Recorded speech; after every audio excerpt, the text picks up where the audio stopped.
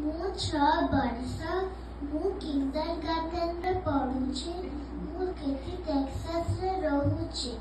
ମୁଁ ଆଜି ଉତ୍କଳ ଦିବସ ଉପଲକ୍ଷେ ଧର୍ମପଦ ବିଷୟ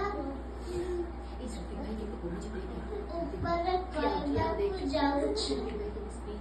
ବହୁତ ବର୍ଷ ଆଗରୁ ରାଜା ନରସିଂହ କୋଣାର୍କ ମନ୍ଦିର ତିଆରି କରିଥିଲେ।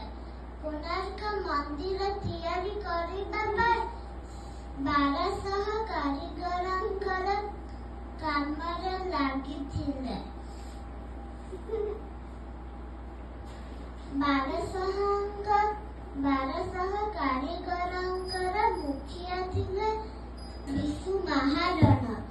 ବିଶୁ ମହାରଣାଙ୍କ ପୁଅଙ୍କ ନାମ ଧର୍ମପଦ। ଧର୍ମପଦ କେବେ ବି ତାଙ୍କ ବାପାଙ୍କୁ ଦେଖି ନଥିଲା। ସେଥିପାଇଁ ଧର୍ମପଦ ତାଙ୍କ ବାରି ବରକୋଳି ଆଉ କାଳିଆ କୁକୁର ତାଙ୍କ ବାପାଙ୍କୁ ଦେଖା କରିବାକୁ ଗଲେ। ତାଙ୍କ ବାପା ଧର୍ମପଦଙ୍କୁ ଦେଖିକି ବହୁତ ଖୁସି ହେଇଗଲା।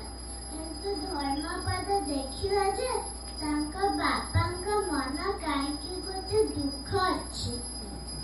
ଧର୍ମପଦ ପଚାରିକି ବୁଝିଲା, ଯଦି କାଲି ସକାଳ ଆଗରୁ ମନ୍ଦିରର ଦଧିନଉତି ନ ବସିଥିବ ତାହେଲେ ରାଜା ସମସ୍ତଙ୍କର ମୁଣ୍ଡ କାଟ କରିଦେବେ।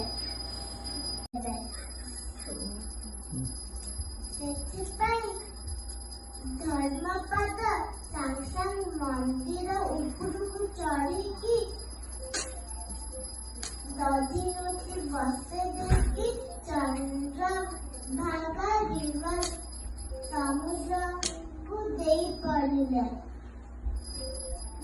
1200 କାରିଗରଙ୍କର ଜୀବନ ରକ୍ଷା କରିବାକୁ ସିଏ ତା ନିଜ ଜୀବନ ଦେଇଦେଲା।